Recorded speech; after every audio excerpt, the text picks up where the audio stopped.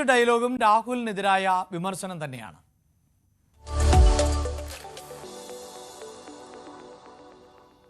രാഹുൽ മാങ്കൂട്ടത്തിനെതിരെ അതിരൂക്ഷമായ വിമർശനമാണ് NN കൃഷ്ണദാസ് മുൻ MPയും CPM നേതാവും ഒക്കെ ഉന്നയിച്ചത്. രാഹുലിനെ പോലൊരു വേതാളം പാലക്കാട് വേണ്ട എന്ന് പറയുന്നു. ഈ വേതാളത്തെ ഷാഫിയാണ് കെട്ടിയിറക്കിയത്. അദ്ദേഹം എന്ന് പറയുമ്പോൾ ഷാഫിയാണ് കെട്ടിയിറക്കിയത് എന്ന വിമർശനം കൂടിയാണ് കൃഷ്ണദാസ് ഉന്നയിക്കുന്നത്. അദ്ദേഹമാണ് ഈ വിദ്വാനെ ഇവിടെ കൊണ്ടുവന്ന് കെട്ടിയിറക്കിയത്. പാലക്കാട് ജനങ്ങളുടെ തലയിൽ ഈ വേതാളത്തെ കൊണ്ടുവന്ന് വെച്ചതിൽ പ്രധാനപ്പെട്ട ഒരു വ്യക്തി അദ്ദേഹമാണ് എന്നുള്ളത് ഇവിടെ എല്ലാവരും പറഞ്ഞു കേൾക്കുന്നില്ല.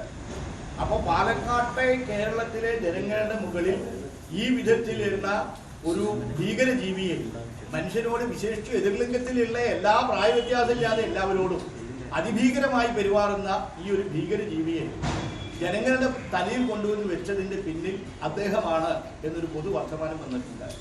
അപ്പൊ ഇങ്ങനത്തെ ഒരു അപരാധം ജനങ്ങളുടെ തലയിൽ കൊണ്ടുവന്ന് വെച്ചത് തെറ്റായി പോയി എന്ന് പറഞ്ഞ് ജനാധിപത്യ രൂപത്തിലുള്ള പ്രതിഷേധം ഉണ്ടായി. അദ്ദേഹത്തോട് ആ പ്രതിഷേധം അറിയിച്ചു.